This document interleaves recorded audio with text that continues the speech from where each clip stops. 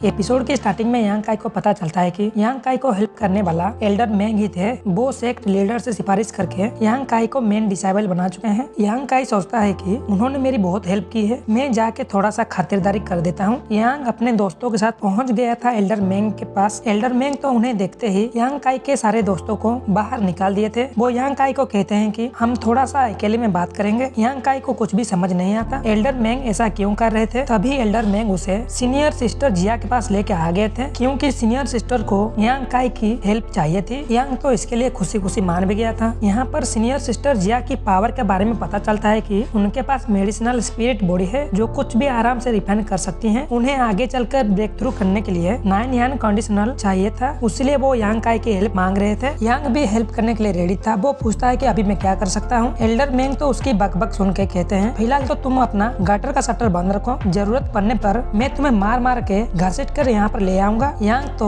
Elder मेंग की ऐसे हरकत देखकर कहता है आप मेरी दादी हो क्या जो इस तरह से मुझे डांट रहे हो। लगता है पिछले जन्म में आप एक रैंक सांग के साथ रहते थे। एल्डर मेंग को ये सारी बातें उनकी सर के ऊपर से चला गया था। उन्हें तो जरा सा भी समझ में नहीं आया ये कमीना मेरा तारीफ कर रहा है या फिर बेइज्जती। सीनियर सिस्टर कहते हैं कि रैंक सांग एक गॉड थे, उनके पास एक कुत्ता भी रहता था जो हमेशा जोरों जोरों से भौंक रहा था आसमान की ओर मुंह करके। एल्डर मेंग तो ये सारी बातें सुनते ही गुस्से से लाल पीला हो गए थे। वो कहते हैं कल का लौंडा मुझे कुत्ते के साथ कंपेयर कर रहा है। वो तो यांग को पकड़ के धुलाई करने ही वाले थे, लेकिन यांग भागते भागते जाकर सीनियर सिस्टर को ढाल की तरह यूज कर लेते हैं। यांग तो बेचारा ये कहता है कि भाई साहब मैं तो ये पूछ रहा था अभी हम क्या करें और जाए कहाँ पर। सबसे पहला बात आप मुझे कुछ भी नहीं बताया, दूसरी बात आपको मेरी हेल्प भी चाहिए, ये तो गलत बात है ना। एल्डर मेंग तो सर खुजाते हुए कहते हैं लौंडे की बात में दम तो है। वो दोनों डिसाइड कर लेते हैं कि यांग काई को सब कुछ बता देंगे। वो कहते हैं कि इसी ब्लैक माउंटेन में ऐसा भी एक जगह है जहाँ पर 9 यान एनर्जी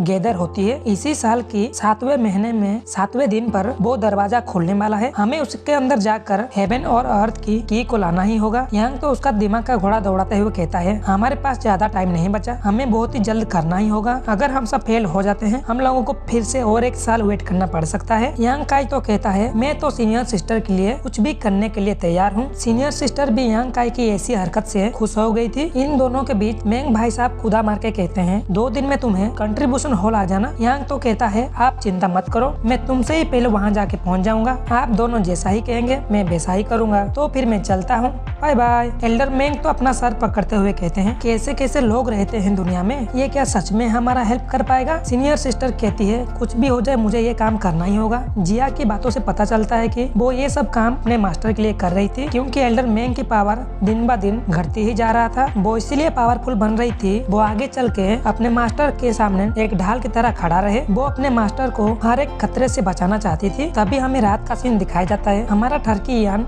ध्यान में बैठ के तपस्या कर रहा था। वो चाहता था कि उसकी यांग एनर्जी और ज्यादा प्योर हो जाए। तभी वो कल्टीवेशन करते करते वो पहुंच गया था अपने स्पिरिचुअल सी के अंदर, जहां पर पहुंचते ही देखता है कि चारों तरफ उथल पुथल मची हुई थी। वो तो उस पानी को शांत करने की कोशिश में उसके बॉडी से बहुत सारे यांग एनर्जी के ड्रॉप बाहर निकल आए थे। यांग तो इतने सारे एनर्जी ड्रॉप को देख कर खुश हो गया था। यांग की वो एनर्जी इधर उधर घूमते घूमते वो एनर्जी जाकर पानी में मिलते ही वो पानी धीरे धीरे शांत हो गई थी। तभी दिखाया जाता है कि यांग काई के भी बाहर ब्रेक थ्रू हो गया था। हमारा यांग तो पानी से भीग गए थे। वो तो खुश हो गया था इतनी जल्दी फिर से ब्रेक थ्रू। ये सब उसे एक सपना की तरह लग रहे थे। उसे फिर याद आता है कि पिछली बार उसने बहुत सारे मेडिसिन को कंज्यूम किया था, जिसके कारण उसकी बॉडी पीक पर पहुंच के ब्रेक थ्रू हो गया। तभी हमें 2 दिन बाद का सीन दिखाया जाता है। यांग काई कंट्रीब्यूशन हॉल पहुंच गए थे। वो दरवाजा खोल पाता उससे पहले सीनियर सिस्टर दरवाजा खोलकर बाहर आ जाती हैं। जिया तो कहती है बुढ़ा का हाल थोड़ा सा बेहाल हो गया है, इसलिए वो आराम फरमा रहे हैं, चलो हम दोनों अकेले जाएंगे। यांग काई को तो पता चल ही गया था सीनियर सिस्टर कुछ तो झूठ कह रही है। यांग काई कहता है हम थोड़ा सा वेट कर लेते हैं, क्या पता इसके बीच बुढ़ा जाग जाए। जिया तो बात काटते हुए कहती है मुहूर्त जाने वाला है, जल्दी यहाँ से चलो। सीनियर सिस्टर की बातों से ऐसा लग रहा था आज वो यांग काई के साथ 7 फेरे लेकर ही मानेगी। जिया तो यांग काई को जबरदस्ती खींच खींच के साथ में लेके जा रही थी। उन्हें अकेला जाते हुए जियोंग के चमचा देख लिया था। वो तो सीधा चला गया था अपने बॉस को रिपोर्ट करने के लिए। इधर एल्डर मेंग तो कर बड़ी बड़ी खराटे मार रहे थे। सीनियर सिस्टर इन्हें 2-4 नींद की गोली खिलाकर 2-4 घंटे के लिए रुला दी थी। वो चाहती थी कि यांग काई के साथ उसे थोड़ा सा लंबा टाइम मिले। दूसरे तरफ जी होंग का चमचा उसे आकर यह रिपोर्ट देता है कि आज यांग सेक्ट के बाहर